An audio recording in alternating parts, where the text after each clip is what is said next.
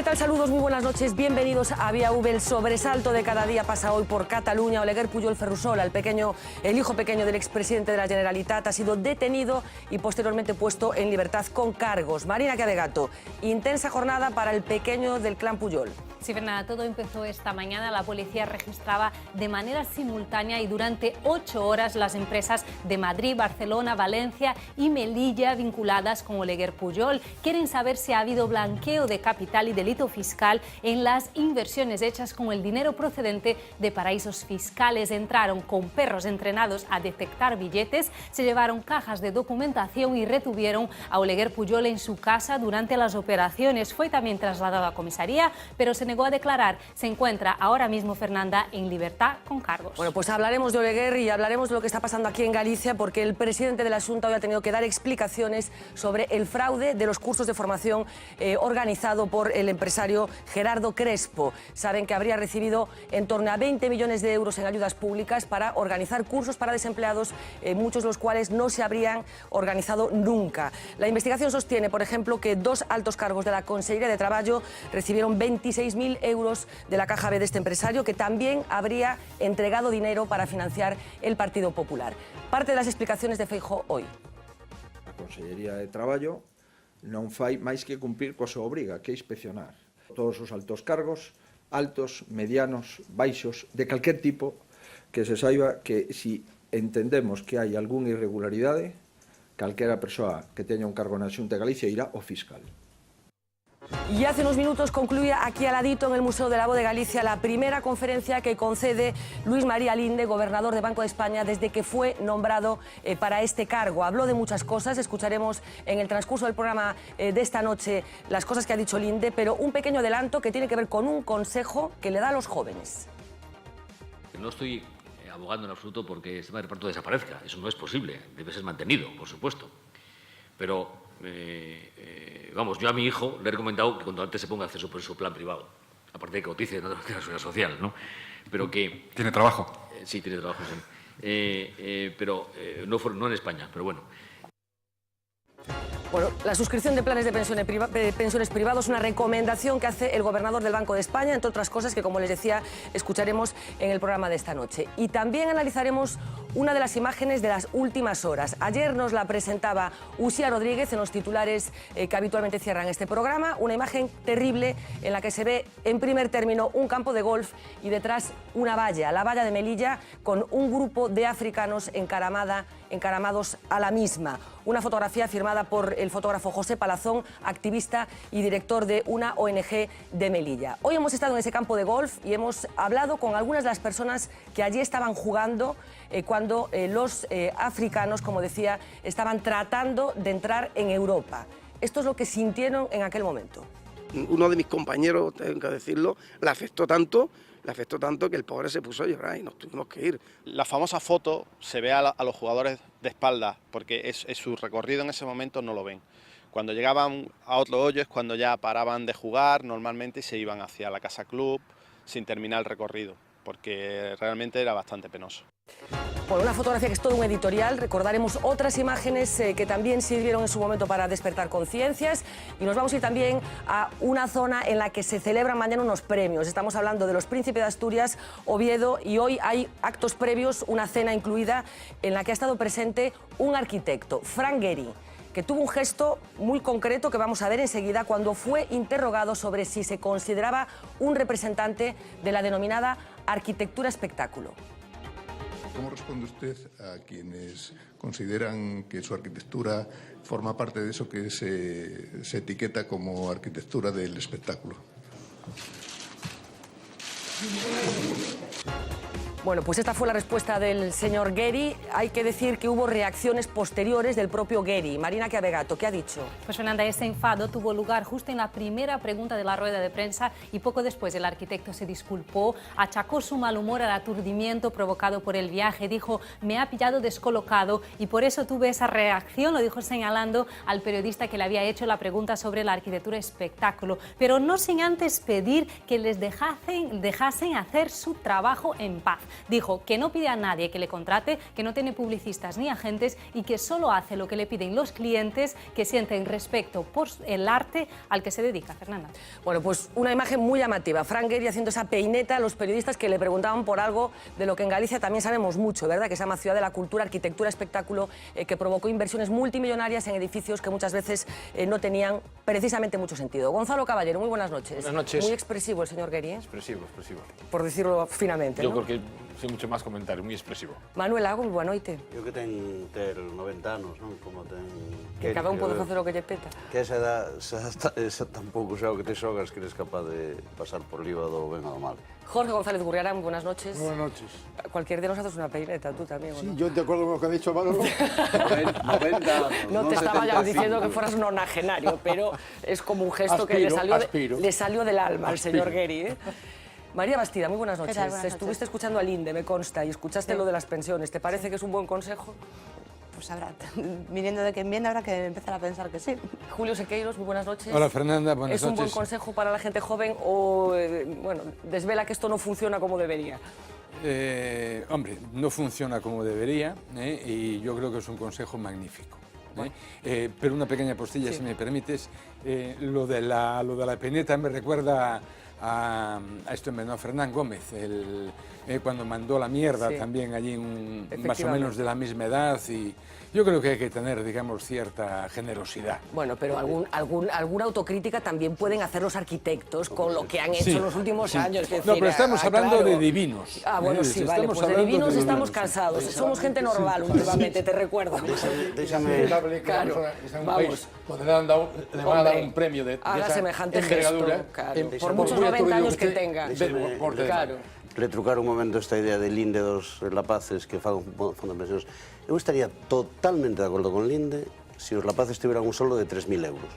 Entón, se ganaran 3.000 euros ao mes, pois que destinaran 300 ou 400 para un plan de pensións para que non o gastaran todo. Pero é tan difícil que un rapaz de 22 anos que ten un salario de 600 euros e ten sorte de ter emprego, que ten que vivir cos seus pais, que non pode facer unha vida familiar ca súa parella, que a ese rapaz se lle diga, no, ti pensa na túa xubilación e aforra a metade, porque estamos falando deso, 300 euros, porque para guardar 10 euros ao mes, non, aforra a metade da beca salario esta que estás cobrando. Digo, o discurso de Sinde... No de nada, O discurso de Sinde... Él lo decía por la desgravación fiscal. Bueno, vamos a hablar de las propuestas del INDE porque hubo más en el transcurso de esa conferencia, como les decía, que se acaba de producir aquí en el Museo del Lago de Galicia.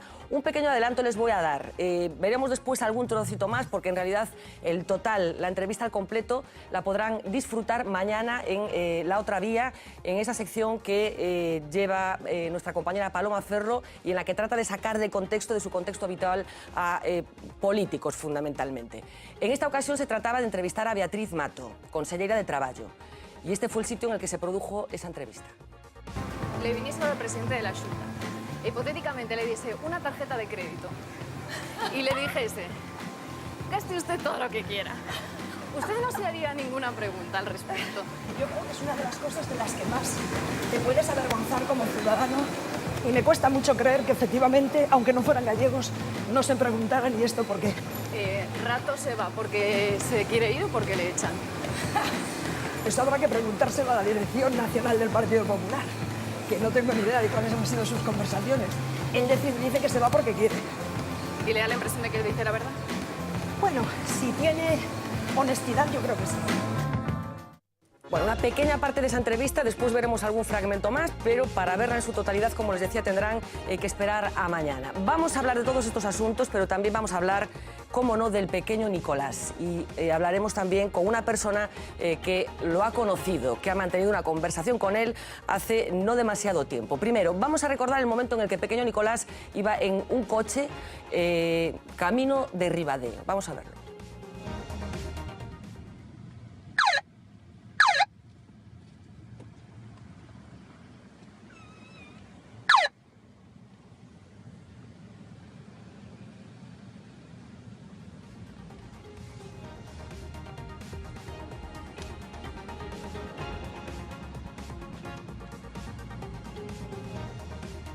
Bonito, ¿eh? Me gusta. Este es el puente que ya atraviesa ya Asturias. Precisamente ese es el límite. El puente, mira, ¿ves? Camino de Santiago. Bueno, cuantos más detalles sabemos de este personaje, del pequeño Nicolás, yo creo que más perplejidades atesoramos, cómo fue capaz de hacer todas las cosas que hizo, pero como les decía, hoy nos interesaba detenernos un poco en esa parte que tiene que ver con Galicia, en esa situación tan surrealista, a la vista de lo que después hemos sabido que se producía este pasado verano en Ribadeo. Marina Caregato, ponnos en antecedentes. Pues Fernanda, que el pequeño Nicolás llegó a Ribadeo en una tarde de agosto de este año, acompañado por 4 coches y 8 escoltas. Sonaba la sirena, lo visteis, y hasta la policía local se desplazó a la entrada de la ciudad para acompañar los vehículos. Eran las 2 de la tarde y tal y como cuenta la crónica de La Voz de Galicia de ese día, la expectación era máxima. Los rumores, que si el rey Felipe VI, que si Juan Carlos I, el más insistente, que si Froilán, que si Marichalar, pero nadie lo confirmaba. Poco a poco comenzaron a acudir periodistas de diferentes medios. Nadie quería perderse el titular, el rey Felipe VI en Ribadeo. El alcalde ribadense, Fernando Suárez, decidió ir al restaurante. Entró, se presentó y allí encontró a la única autoridad. Se trataba de F.G., militante del PP. ¿Cuál es su relación con la Casa Real? Según algunas informaciones, ejerce de enlace entre la Casa Real y el gobierno del Estado. De hecho, durante su conversación con Fernando Suárez, atendió una llamada de la vicepresidenta del gobierno. El pequeño Nicolás había llamado con antelación al restaurante de Club Náutico, identificándose como parte de la Casa Real y solicitando que le reservasen plaza de aparcamiento en el puerto deportivo. Iban a comer al restaurante San Miguel y allí estaban reservada una mesa y también las mesas que rodeaban esta, porque querían que todas estuviesen vacías por discreción. La invitación para la comida había partido de Jorge Cosmen, el presidente de ALSA, quien esperaba a alguien de la familia real. No hay datos muy concretos, pero se sospecha que las investigaciones de la policía empezaron a raíz de este despliegue montado el día 14 de agosto aquí en Ribadeo. Fernanda. Bueno, pues una historia surrealista que después ha adquirido una dimensión nueva una vez que ha sido destapado, que se ha quitado la careta al pequeño Nicolás. Fernando Suárez, muy buena noite. Hola, moi boa noite. Alcalde de Ribadeo, que nos últimos días está lembrando o que acontecía aquel día de agosto. Así que empecemos polo principio. Cando teñen vostedes no Concello constancia por vez primeira da existencia de Nicolás? Pois 2 ou 3 días antes de que viñera o señor Nicolás aquí a Ribadeo, alguén chamou á policía local do Concello no nome da Casa Real e do Goberno de España, pois para solicitar unha especie de escolta da policía local dun vehículo que iba a vir, no cal iba a vir alguén moi relevante da Coroa, sin identificar quen, que iba a vir xantar aquí a un coñecido restaurante de Ribadeo, que polo tanto, como era algo moi segredo, pois pedían de alguma maneira auxilio policial para que os puderan encamiñar a ese restaurante, simplemente eso. Non sospeitaron desa chamada? Non sei se é habitual recibir este tipo de chamadas no Concello. Pois teño que decir xa de entrada que evidentemente que fomos uns dos múltiples timados en toda este sainete que se montou, non? Temos que decir que Ribadeo é un sitio onde ven moita xente, hai moitos turistas, ven xente relevante desde o punto de vista de trayectoria mediática. O rei anterior estuvo en Ribadeo hai xa bastantes anos. Ribadeo ten enterrado aquí o expresidente do goberno. Sí. En fin, non é nada especial que alguén relevante ande por Ribadeo, polas rúas ou polas tendas. Entón, de alguma maneira, pecamos de incautos. A policía local tampouco contrastou efectivamente quen era esa voz que falaba tan cortésmente desde un suposto goberno do Estado e desde a suposta Casa Real. Preguntoume a min e eu, en fin, tampouco son demasiado monárquico, moito menos, pero por unha cuestión de cortesía, porque, digo, a ver se logo vai vir e non lle damos escolta e despois me dicen que son un pouco estirado, non? Entón, bueno, pois dixen despois, veña, dadelle escolta. E logo despois, bueno, todo o que foi acontecendo. Todo o que pasou despois. Vostede en un momento determinado chega a ese restaurante, que había fora? Porque había un certo despliegue, non? Que invitaba a pensar que aquelo todo podía ser certo, non? Claro, porque realmente eran 4 vehículos, non era un vehículo, eran 4 de alta gama e todas con escoltas, pero con escoltas máis estilo Torrente, pero en ben. Con pinta de escoltas, vamos. Con pinta de escoltas, con todos serios, non eran tampouco rapaces, eran xente, eu non sei se de unha empresa profesional ou como se está vendo nas últimas horas, onde hai alguén que son funcionarios do Concello de Madrid, non? Efectivamente. E polo tanto, pois, totalmente tomado o restaurante, no vestíbulo, na entrada, en cada esquina, en fin, entonces eso parecía que alguén relevante estaba ali comendo, e eu, en fin, achegueime, porque claro, eu quería saber exactamente a quen da Casa Real lle dábamos cobertura, non? Cando me acheguei ali, pois, o xefe de seguridade levoume a aquela mesa nunha esquina, flanqueada por outras mesas baleiras para separala do resto dos comensais en aquel momento, e eu sí que parei un momentiño antes de que me presentara e dicir, pero con quen me vou ver, a quen me vai presentar vostede? E díxeme, pues, usted va a ver a Francisco Nicolás. Moi ben. Gómez Iglesias. Entón díxeme, bueno, da monarquía non é, porque Gómez Iglesias non leva aí ningún Borbón por ningún lado, non? Supoño que será do goberno, pero bueno, en fin. E díxeme, bueno, pero quen é este Gómez Iglesias? Bueno, pues este o señor é o enlace, o representante, o enlace entre a Casa Real e o goberno do Estado. E, bueno, pues, moi ben, non sei de tal, pero a fin de contas eu son alcalde, tampouco sei o organigrama do Ministerio de Presidencia, non o coñezo. Por lo tanto, cando me leva ali, vexo unha mesa, pois, con un rapaz comendo, un rapaz, claro, porque o sorprendente era o aspecto de Nicolás, claro. Era un rapaz, sí, claro. Un rapaciño, e con un señor xa máis maior, pues, comendo ali amigablemente, entre os dous. Foron, teño que decir, os dous foron moi educados. Teño que decir tamén que estuve moi pouquiño tempo, e simplemente lles din sobre todo, bueno, pues a esta eminencia, esta persoa tan representativa, dinlle a benvida a Ribadeo, preguntelle se estuvera aquí alguna vez máis, dixeme que non, dixeme que era moi bonito, preguntoume 4 cousas destas baleiras, non? De canta poboación ten, non sei que, e a que se dedican vostedes, etcétera, etcétera. E nada máis, simplemente a anécdota que logo se contaron en moitos medios de comunicación, que en aquel momento supoño que estaría previsto por él, non? Porque un garda del, un escolta, pues achegouse con un móvil, susurroulle oído algo, e el díxonos, ergueuse e dixo, discúlpenme, alcalde, es que tengo unha llamada moi importante. E arreglou enseguida, pues, cando di aquelo de señora vicepresidenta, dígame. Pero mantivo unha conversa con alguén, señora vicepresidenta, dígame, e dixo algo máis? No, el retirouse como para falar con discretamente. E eu quedei departindo ali un par de minutos con este empresario. Claro, pero este empresario, claro, sabemos que este empresario é un cosmen de alza, quero dicir que non é un empresario coñecido, que chama a atención tamén que tamén caera na trampa, non? Claro. Porque aquí todo o mundo é inxenuo, non? Eu tamén o fun, en menor medida, por menos, penso, non? Pero todo, claro, o empresario supoño que a día de hoxe estará un tanto disgustado por ese embolado no que o meteron, porque a fin de contas pues estuveron comendo, estuveron 2 ou 3 horas charlando, non sei exactamente de que, porque o caso é que eu, en fin, unha vez que el volveu de falar coa suposta vicepresidenta, pois, bueno, pues aproveitei para desexarle que fueran boa estancia e marchei. Sabe si pagaron?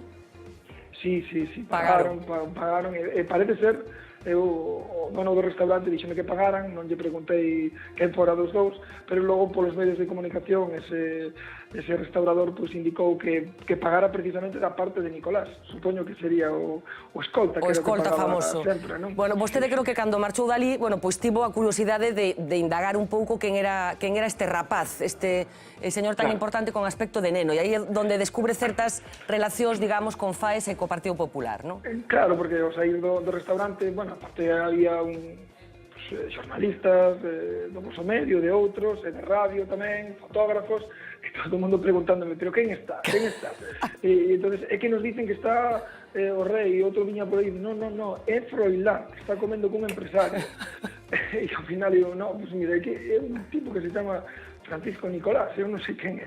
E cando me metín no coche, mirei no meu móvil e, claro, daba máis referencia de unha persoa que ademais con unha foto vinculada pois, a FAES e vinculada ás novas xeracións. Entón, en aquel momento, pois sí que me sentín un pouco molesto, un pouco engañado e ao mesmo tempo con esa pregunta, de decir, que utilización máis valeira de medios públicos, pensando que todo aqueles axentes, aqueles escoltas, aqueles vehículos que eran de uso oficial, ainda que se está vendo que algúns sí que eran.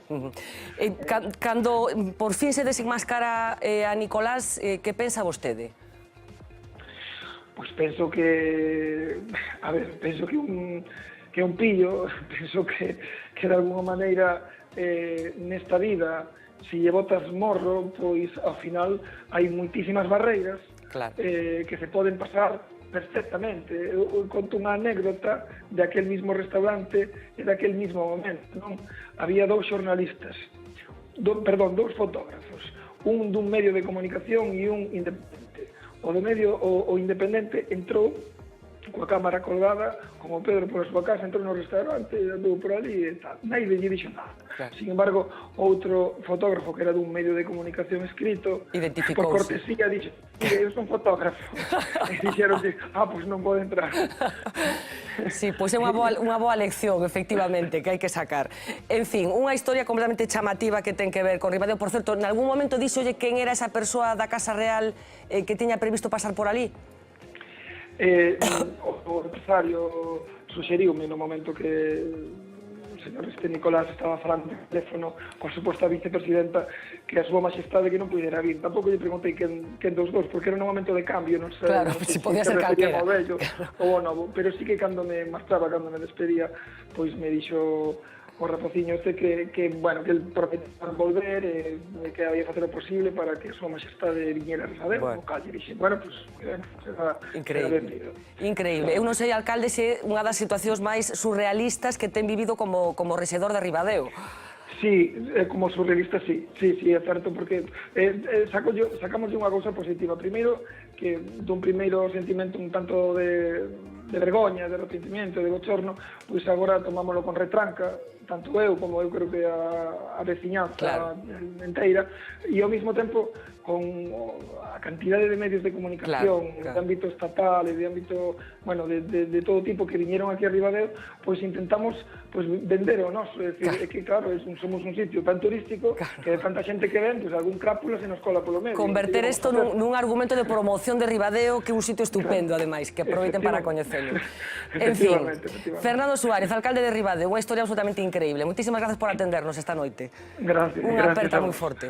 Bueno, a lectura que fai o alcalde ten razón. A xente que vai, que entra hasta la cocina, pues muchas veces no preguntas. A mí me parece que la reacción del alcalde es una reacción muy equilibrada, mucho más equilibrada que el conjunto de instituciones y de personalidades y de empresarios que de alguna manera han actuado ante esta persona, que es al fin y al cabo un impostor, pero además un impostor con aspecto llamativo, es que es el aspecto impresionante y que yo creo que por pura ambición, pues una falta de rigor, una falta de seriedad, una falta de responsabilidad ante la hipotética posibilidad de que puedan conseguir algo. Entonces, es extraordinario, refleja...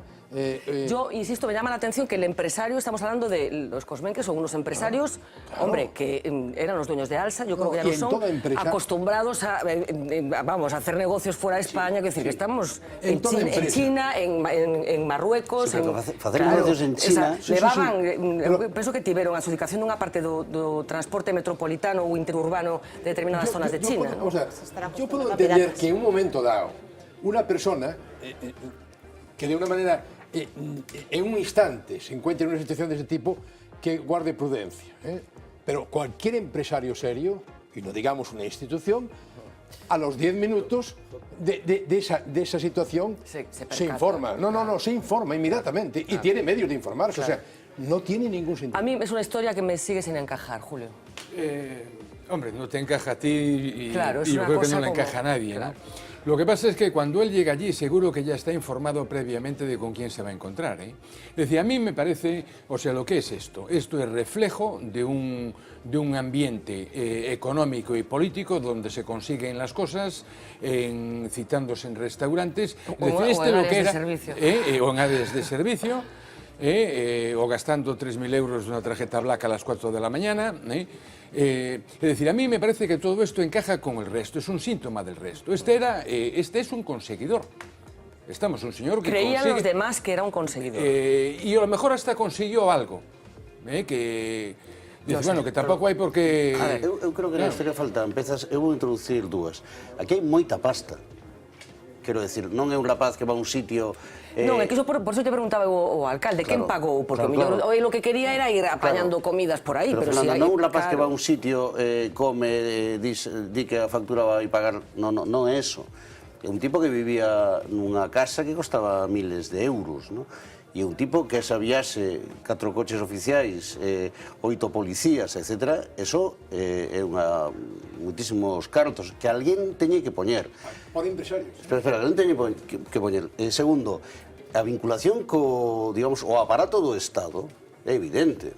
Aí hai policías en activo, en jornada laboral, que pertenecen á Comunidade Autónoma de Madrid, facendo un servicio de protección pues absolutamente irracional.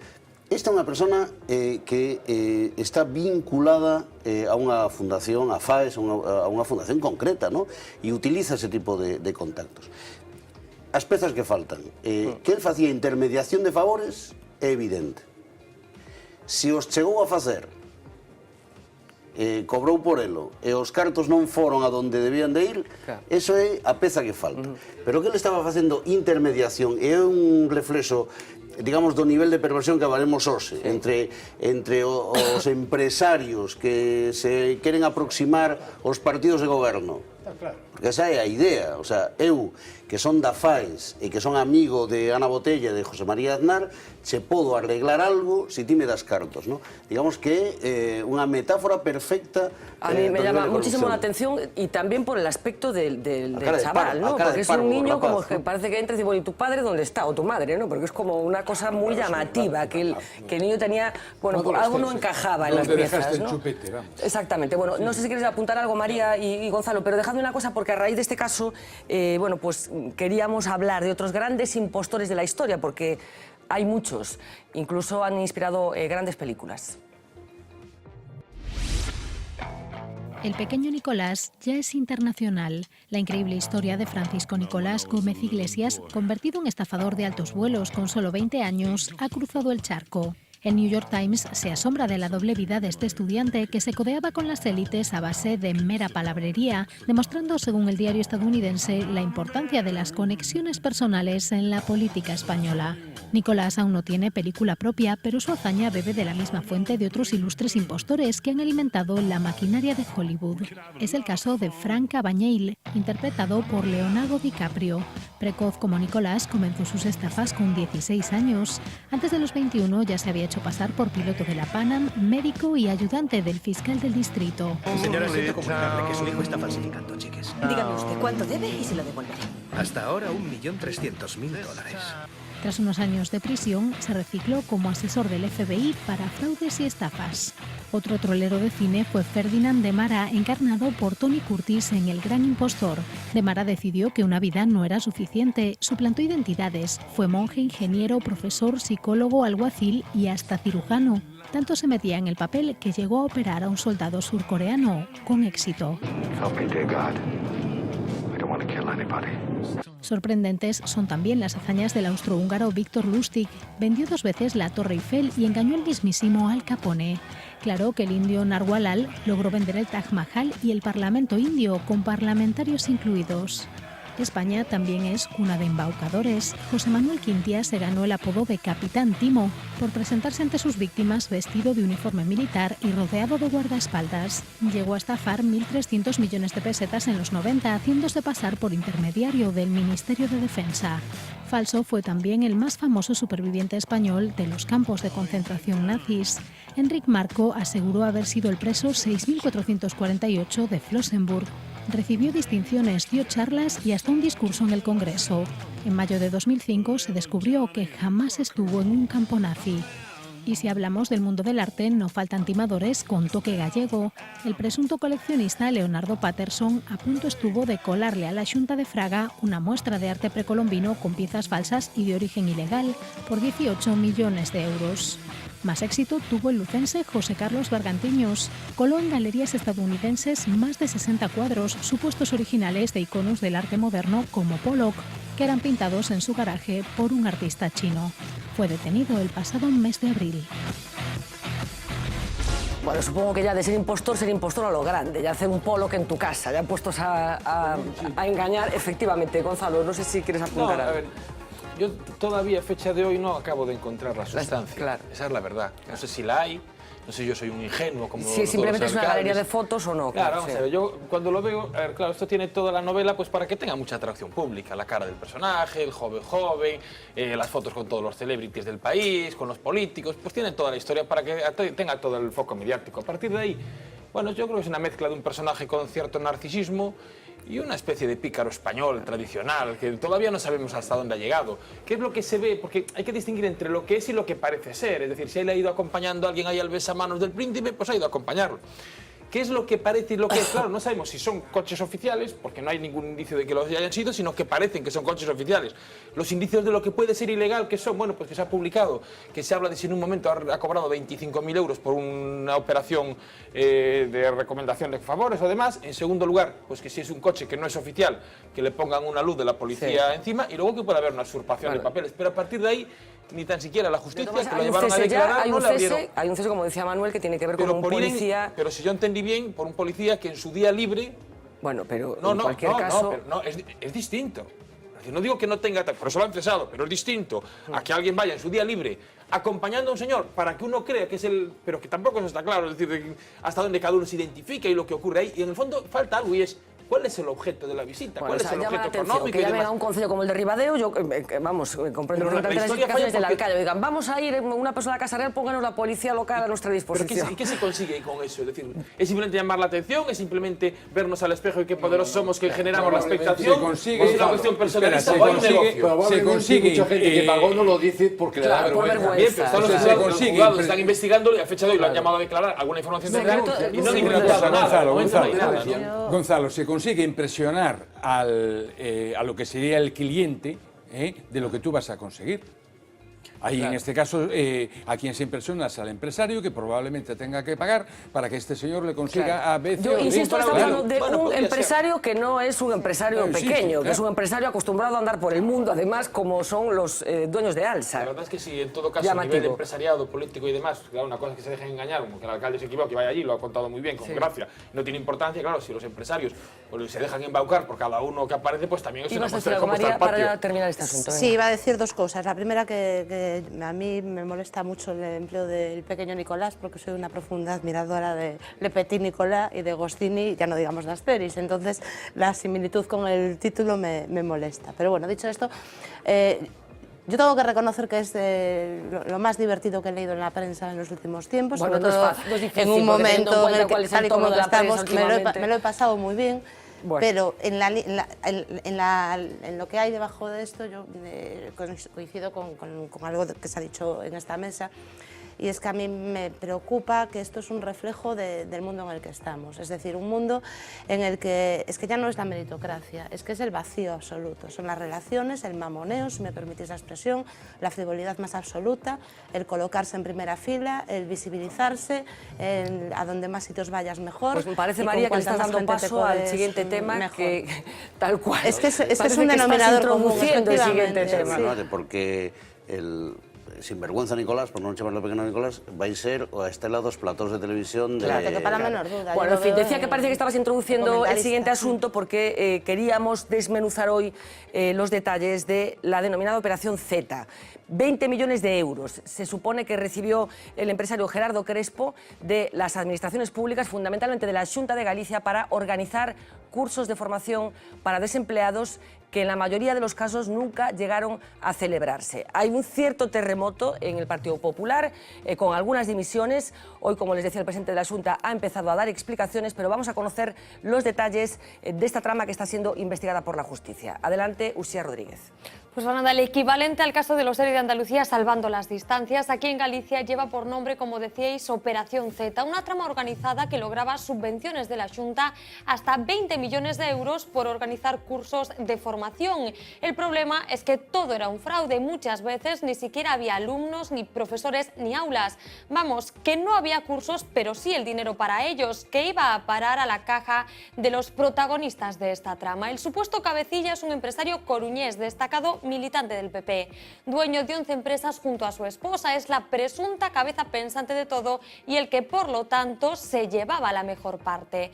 A su lado, Eliseo Calviño, expresidente de la Federación de Autónomos de Galicia y presidente de la Confederación de Autónomos y Profesionales de España, CAIPE, una de las entidades que más subvenciones logró, subvenciones que acababan en las empresas de Crespo.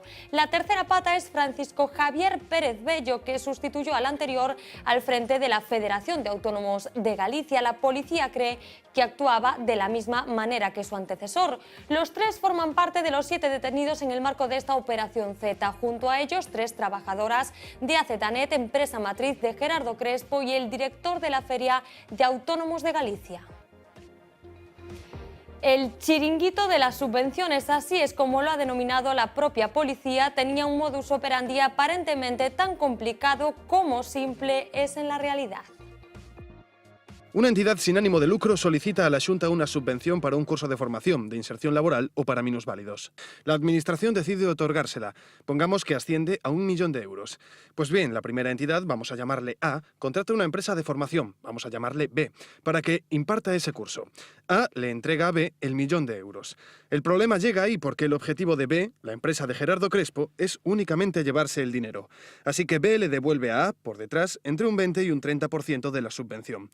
Es el pago por haber contratado el curso con ella y no con otra. La empresa de Crespo se queda con el resto. ¿Qué hace con él? Pues hay 2 opciones. Una pequeña parte del dinero va destinado a hacer un curso de un nivel muy lejano al requerido, y el resto a su bolsillo. La otra opción, todo el dinero para Crespo. No hay curso. Y entonces llega otro momento clave. Hay que justificar que el curso se ha hecho, que todo el dinero fue empleado para su desarrollo, y aquí es cuando empieza otra parte de la trama. Se inventan facturas, nombres de alumnos, de profesores y hasta sedes. Hay recibos en el sumario en el que aparece un pago, por ejemplo, de 60 euros por un lápiz, un bolígrafo y una goma de borrar. El alquiler de un ordenador durante 20 días asciende, según ese sumario, a 2.500 euros. 120 cartuchos de tóner de impresora en un solo mes. Son algunas de las facturas que las pasaban las empresas también vinculadas a Crespo, como las de su mujer. Todo se quedaba en casa. Pero con toda esa trama en marcha, Gerardo Crespo quería más. Entonces decidió eliminar intermediarios y optar él mismo directamente a las subvenciones. Así que Crespo creó la Fundación para el Desarrollo de la Empleabilidad y la Formación, Fundefo. En 6 años llegó a recibir 8 millones de euros de la Xunta. No satisfecho, creó otra entidad, AED, dedicada a la ayuda al autónomo con minusvalía. Necesitaba para ello un número de afiliados y sedes para optar a esas subvenciones, así que lo que hacía era inscribir a socios de otras entidades amigas sin que se enterasen e incluso comprar listados ficticios de personas en Internet. También falsificaban contratos de alquiler para esas sedes. Otro ejemplo, su fundación consiguió en 2011 un concurso para desarrollar el programa llamado Empregatex. La Xunta le daría 1.200 euros por cada parado que colocara.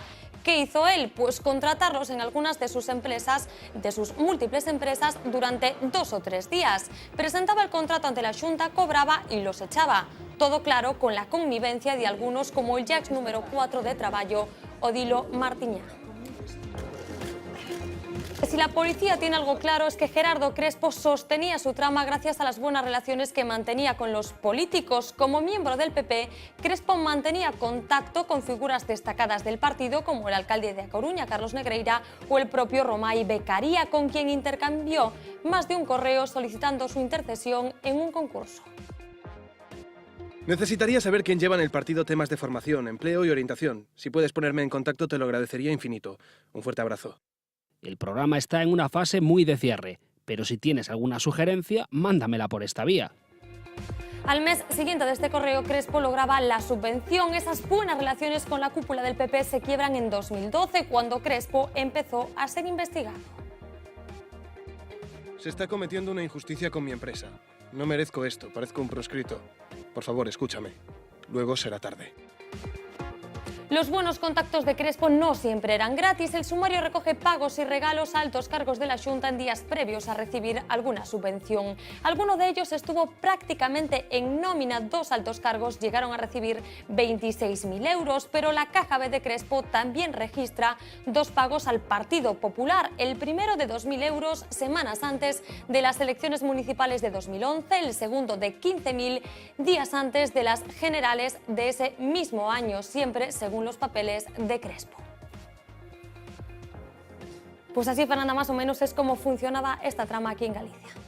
Uxía, es muy interesante recordar las fechas en las que se producía todo esto, porque ya estábamos en plena crisis con una tasa de paro absolutamente desbocada y un señor que supuestamente se dedicaba a formar a desempleados. Yo desde mi experiencia personal te puedo decir que en la empresa y en otras empresas he visto verdaderas salvajadas con el tema de la formación. Entonces yo me gustaría decir en primer lugar el grave error que supuso pasar la formación ocupacional de lo que en su día era el PPO, el SEAF-PPO y luego el INEM, que yo lo viví esa etapa, y muy serio por cierto, a las organizaciones patronales y sindicales. Punto primero. Punto segundo, estamos viviendo en la actualidad un montón de casos en Andalucía, en todas las latitudes y en todos los colores políticos. Por lo tanto, se ha demostrado que esta decisión en su día ha provocado una formación inútil, porque no había tal formación, una formación inmoral, porque no había tal formación, y una formación ilegal, porque no había tal formación, con alguna excepción. Tercera cuestión, una falta total de rigor a la hora de dar subvenciones. Una falta total de comprobación real de programas, contenidos, profesorado, etc. Eso está archidemostrado. Y además, ningún tipo de inspección. Además, nadie se preocupaba de visitar estos cursos donde se están celebrando. ¿A quién se le está...? O sea, tan sencillo como es. Otra cuestión, porque lo vimos en Madrid y lo vimos también en Andalucía. Concentración desorbitada de subvenciones en una misma empresa o en unas mismas personas. Eso tiene una motivación claramente política. Y luego un descontrol, yo diría una intervención de papel. Lo digo siempre, la intervención en general, y los interventores son gente muy seria, pero los interventores en general les vale más el papel de que la realidad del puente que ver el puente, así de claro. Y esto ocurre con infraestructuras. Y para terminar, esto es un mix claro de corrupción político-capitalista en donde están implicadas empresas y sindicatos en toda España y los partidos políticos. Es un escándalo. Y España debe ser muy rica porque da para todo. Ahí concordo, Jorge, efectivamente. Eu creo que o debate da formación, sobre como se fai a formación, é un debate moi relevante, onde moitas cosas da que di Jorge son certas, pero non é desto que estamos falando agora, non? Estamos falando de outra cuestión, non? Porque hai moitos cursos que sí son inspeccionados. Hai moitos cursos que é o que dis ti, presencia física dun inspector para ver se están os alumnos ali e tomar nota, hai moitos cursos que se inspeccionan e que se auditan. Eu di clase en algúns cursos de comisión sobre... Por lo visto non é suficiente, Manuel. Bueno, espera, deixa que levante a miña argumentación. Eu din algunha vez clases en cursos de comisión obreras e aparecía, en un deles apareceu unha inspección a ver quen estaba ali, non? Aquí do que estamos falando quero dicir, acepto, comparto a crítica xeral sobre o modelo de... porque hai tantas irregularidades que é certo. Pero aquí estamos falando de outra cousa. Aquí estamos falando dun grupo de empresarios moi relevantes na cidade da Coruña, estamos falando dun pailán, estamos falando de empresarios moi relevantes do Partido Popular da Coruña, perdón, empresarios da Coruña, que son militantes do Partido Popular, Crespo militantes do Partido Popular, que teñen... Sí, Andalucía do PSOE. Pero estamos falando deste caso. Que ten sobornado o número 2 o número 3 da Consellería de Traballo, que é do Partido Popular, e que hai unha... Pero se estaba con el bipartito, no me hagas reír. Bueno, no, Manolo, no, bueno. Bueno, pues luego dirás ti. No, yo no lo quiero derivar al campo político, pero tampoco te pases de frenada. Ese señor se mantuvo de la legislatura anterior. No me toques las narices. Pero la legislatura anterior foi un funcionario de alto nivel. Sí, claro, el bipartito, como todo el mundo sabe, se caracterizó precisamente por poner cargos del Partido Popular. Hombre, no me hagas reír, no quiero politizar el tema, que es asqueroso. Pero no vamos a politizar o tema. Digo que yo no lo quiero politizar, pero no te pases de frenada. Pues déxame que siga a mi argumentación. Estamos falando dun empresario do Pero no mientas, por favor. Estamos hablando dun empresario do Partido Popular que organiza unha trama fraudulenta de cursos, utilizando en parte, e iso é bochornoso, o tema das minusvalías, iso é bochornoso, que ten sobornado, tal como din os papéis, ao segundo da Consellería de Traballo, segundo, terceiro da Consellería de Traballo, o director xeral de Traballo da Xunta de Galicia, que ten unha conselleira, que é Beatriz Mato, que ten un presidente que é Núñez Feijóo, que eu saiba do Partido Popular. Entón, ese é o asunto. Estamos falando desa corrupción que vincula, digamos, os negocios de moitos empresarios que se aproximan aos partidos para obter, os partidos que teñen poder para obter ingresos. Eu creo que é unha gravedade tremenda, porque aquí estamos falando de moitos millóns de euros, todo o que se falaba en Vendex, pues aí se falaba... Aquí falamos de 20 millóns de euros, claro, que non é unha cantidad menor. De regalos menores, aquí estamos falando... Estamos falando do caso concreto de aquí, como decía Uxía na presentación, unha especie de Eres de Andalucía, la gallega, digamos, pero sí que é certo que a dinámica, o sistema de funcionamento é bastante semellante en todos os casos, non? O sea, organizacións, sexa que sexa, neste caso unha empresa, pero no caso de Andalucía, sindicatos que organizaban cursos que non organizaban para meterse eses cartos... Os seres non teñen nada que ver cos cursos. Bueno, pero había cursos de formación tamén, o escándalo dos cursos de formación. A ver, María. A ver, vamos a ver. Yo, en primer lugar, sí quiero dejar muy claro que me parece un escándalo total, absoluto, y una cuestión absolutamente indecente. Por lo menos lo que hemos sabido. O sea, no voy a cambiar de criterio en cuanto a la presunción de inocencia, pero bueno, digamos que hay demasiados datos y que lo que aparece pues es muy lamentable. En segundo lugar, creo, algo que acaba de decir Manolo y que yo suscribo, creo que tiene un componente Sí, ahí va el mosquito. Un dinosaurio acaba de pasar volando. Un mosquito, por favor. Creo que tiene un componente... Tenemos una fauna muy variada aquí. Sí, un componente añadido de asco, que es, bueno, pues porque precisamente se utilizó una condición, ¿no? O un objetivo de cursos en colectivos especialmente vulnerables para, bueno, pues para atraer más financiación, lo cual es, si cabe, todavía más deplorable, ¿no? En relación con el tema, vamos a ver... No quiero, de verdad, pelearme si esto es de unos, de otros, porque es de todos y además es de todos nosotros y nosotras, ¿vale? En cualquier caso, sí es un proceso que viene del gobierno anterior, es decir, salpica a todo el mundo. Si hay algún cargo, concretamente ese que tú estás comentando, que se mantuvo en el cargo como jefe de servicio o como en calidad de funcionario del gobierno anterior, es decir, no es ni para unos ni para otros, ¿vale? El hecho de que este señor, yo desconozco si es militante del Partido Popular, pero evidentemente es alguien próximo por las relaciones que tienen, pero también, ojo, también en el sumario tiene relaciones muy cordiales con miembros de otros partidos y con no miembros cualesquiera, con el número 1 y con algún consejero.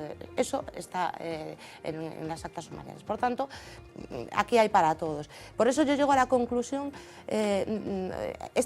antes lo comentaba, ¿no? Es el nexo con mi discurso anterior de Nicolás, ¿no? Es reflejo de más de lo mismo. mecanismo de hasta qué punto las relaciones, los cables, los contactos. Este señor habla con una cordialidad, con una serie de personas que ocupan puestos públicos importantes que a mí me ponen los pelos de punta. Me están recordando a través de bueno, del teléfono que ahí efectivamente Gerardo Crespo fue recibido por Mariano Rajoy en la Moncloa. Sí, sí, no, hay una foto en la escalinata en la que aparece probablemente Gerardo Crespo con Rajoy. Haciendo uso y abuso de su condición como presidente de una asociación que explota una cosa muy lamentable, ¿no? Es una actitud muy lamentable. Finalmente, solamente quería añadir una cosa, ¿no? Para mí esto es un claro reflejo también de algo que creo que más de una vez nos hemos quejado muchos en esta mesa, ¿no?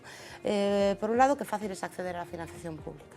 Efectivamente, para algunos. Por eso, ahí estoy de acuerdo en lo que decíais, ¿no? de cómo no hay, caramba, los expedientes, los proyectos, de unos y de otros. O sea, un fallo debe de ser facilísimo, efectivamente, para algunos. En segundo lugar, un fallo clamoroso y escandaloso de los mecanismos de control, porque aquí sí hubo inspecciones, sí se fueron a auditar cursos, y lamentablemente se llegó a los cursos y no había profesores, y resulta que estaban de baja y estaban de vacaciones, y no había alumnos, y resulta que es que en ese momento estaban tomando café. Es decir, hasta que el año 2012 la Xunta, pues yo no sé cuántas alarmas se le debieron de encender a la vez, ¿no? Y efectivamente proceden a la inspección, se cortan todas las subvenciones, como acabamos de ver, es que no me cogen el teléfono. Caramba, ¿qué te van a coger? O sea, lo lamentable es que hasta el año 2012 no fuimos capaces, no fueron capaces de detectar ninguna Julio Gonzalo nos escucha ahora mismo, pero como os decía, hoy hubo Consejo de la Xunta. Saben que los jueves, que es cuando habitualmente se celebra esa reunión del Ejecutivo gallego, el presidente comparece después y fue interrogado, lógicamente, por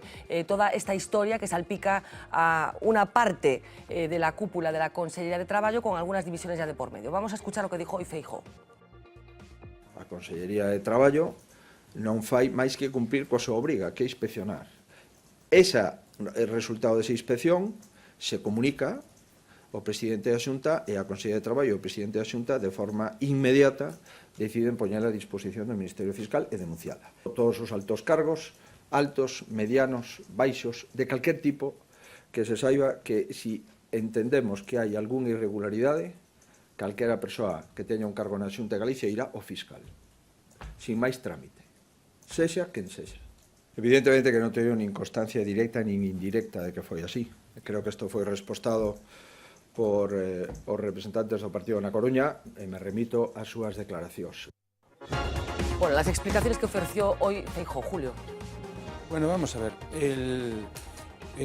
Hombre, yo no voy a justificar, pues estoy absolutamente lejos de eso, lo que es el tema de las tarjetas Black de la antigua Caja Madrid. Ahora, esto es tremendamente mucho más importante que lo de las tarjetas Black, entre otras cosas porque tenemos ingredientes, en este caso, que no había en el otro. O sea, estamos hablando de que están... sustrayendo dinero que va para formación, que es un tema muy serio, sobre todo en un país con un nivel de paro que tiene. Estamos hablando de que hay personas discapacitadas metidas por el medio, lo cual para mí introduce un elemento de sordidez casi. De sordidez y de abuso que no se puede justificar bajo ningún punto de vista, ¿no? Y después, digamos, que esto sale a la luz cuando empieza, digamos, el análisis presupuestario partida, por eso sale en el 12, es decir, cuando hay que recortar aquí, allá y en el otro lado, donde se cogen los enormes listados de lo que es el gasto público en cualquier administración y se empieza a ir el epígrafe 6, 7, 8, cursos de formación para discapacitados. En el ejercicio anterior, 34 millones de euros. ¿Se puede recortar ahí, sí o no? ¿Se está gastando? Es decir, ahí es cuando se levanta, cuando se empieza a analizar absolutamente al detalle, partida por partida, independientemente de que tenga una importancia presupuestaria grande o no. Es decir, a mí me parece todo esto de una sordidez insoportable. Bueno, yo creo que tiene dos componentes muy evidentes, uno de corrupción y otro de eficiencia en el gasto. Es un caso que le explota al Partido Popular. En el caso concreto está vinculada, lo que está descubriéndose en la trama, una trama que hace referencia al gobierno del Partido Popular, al presidente de la Xunta y que además a personajes que están muy involucrados en el Partido Popular, y con ello no intento obviar que al margen de esta cuestión concreta que pueda haber extrapolaciones o que yo crea que pueda ser... Perdona, me he perdido, ¿qué tiene que ver el presidente de la Xunta? Bueno, que digo yo que es el presidente de la Xunta de la Consellería que ha tenido este problema. Vale, ¿O no es el responsable vale, político el presidente de la Xunta? Sí, bueno, sí. Se lo han preguntado, él podrá decir que no, pero... No, sí, no, estoy sí, diciendo sí. que él haya sido el que ha ido al curso y haya sido el curso, pero que el responsable político es... A renglón seguido, también reconozco que yo creo que el problema al que estamos haciendo referencia no es un caso esporádico, puntual, que se esté produciendo dentro del Partido Popular en la provincia de La Coruña. Yo creo que es un problema estructural con este tipo de fondos que probablemente está ocurriendo en otros lugares del Estado, están aflorando, y probablemente en Galicia hayan ocurrido o puedan ocurrir en otras organizaciones, en otros ciclos políticos y en otro tipo de entidades, y que hace referencia, uno, a un caso de corrupción evidente, porque aquí se trata de una empresa que se dedica es a buscar fondos, a saquear fondos de la administración pública para no proveer el servicio que da, y además incluso a pagar a los funcionarios o altos cargos, a algunos de los funcionarios o altos cargos de la Consellería, a cambio, de forma de prevaricación directa, a cambio de estas responsabilidades. Y en segundo lugar, la reflexión que me hago es también sobre la eficiencia de este gasto, porque... Hombre, está claro que aquí ni tan siquiera llegan los cursos a impartirse, pero es cierto que todo esto de la formación para desempleados, para parados de larga duración, esto todo necesita un replanteamiento de fondo.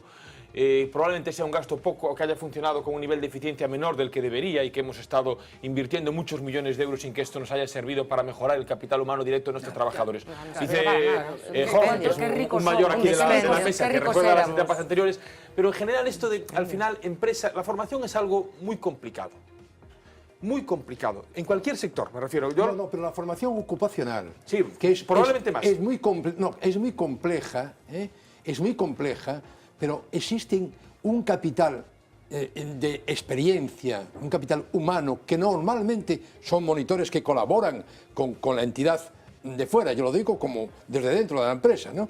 Que el robar en eso es un tema gravísimo. Yo no iba al robar, ya iba a la siguiente fase. Yo no me estaba ocupando, ya había hablado de que hay un problema de corrupción, que es gravísimo, y un problema de eficiencia. Y lo que quiero decir es que este sistema en el cual se crean empresas que el objetivo que tienen es captar ayudas públicas para dar formación, que al final son empresas que no tienen una visión de largo plazo de lo que hace falta para formar a la economía, que no tienen personal fijo o convenientemente adecuado para saber las necesidades, que al final se hacen de forma inmediata para captar unos recursos y dar unos cursos 15 días. Creo que esto al final acaba generando un mal sistema formativo. Y algo peor. Son empresas de pura intermediación, exclusivamente. No tienen profesores, no tienen nada. ¿Qué ocurre? Que los defensores, los que están, digamos que hasta en buena parte, la gente que hace este tipo de discursos para luchar contra el gasto público en formación o contra el sector público, yo creo que se equivoca, porque si funciona tan mal este tipo de estructura de externalización de la administración pública para formar empresarios, es mejor que el Estado tenga sus propias escuelas de formación, con los riesgos que tiene el Estado de ineficiencia en esa línea de gente dedicada a la formación profesional de parados de larga duración, y en vez de soltar las subvenciones que creemos que al final privatizar tal, al final vemos como el sector privado capta y acaba rompiendo todo eso. Para mí lo peor, en línea con esto que estás diciendo, y como no puede ser de otra manera, yo soy una firme defensora de la formación y una firme defensora de las necesidades de formación, y creo que hace falta mucha formación a gente que estamos viendo cómo van los parados de larga duración. Y para mí lo peor es que problemas como esto, problemas como el de Andalucía, en el fondo generan una sensación de distanciamiento, de descrédito y sí, que ahora todo el mundo va a pensar, bueno, si la formación, venga, los chiringuitos, no vale para nada. Y no es eso, es muy necesaria. El problema es que porque hay quien se lleva el dinero, e ineficiente porque no se consiguen los resultados. Simplemente una cosa, que a todo lo que decís hay que añadir un elemento que muy probablemente no sea banal, que es que gran parte de la financiación de la formación viene de Europa a través del Fondo Social Europeo. Y que probablemente... Europa pone una cosa a añadir muy cortita, simplemente, y dentro de la crítica que he hecho, yo puedo deciros que he visto organizaciones patronales y organizaciones sindicales que han creado núcleos de formación perfectamente organizados. O sea, yo los conozco en donde no hay este dislate. O sea, que hay gente que funciona bien. De todas maneras, Jorge, yo me quedo con la reflexión que hacías tú.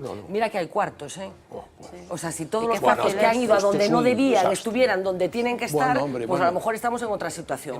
Y precisamente de eso vamos a hablar enseguida, porque hoy ha habido también muchas noticias en relación con Cataluña y con el clan Pujol, en lo que puede ser una de las investigaciones más complejas sobre fraude fiscal y blanqueo de la historia de España. Estamos hablando de algo de muchísima envergadura, más problemas para el clan Pujol.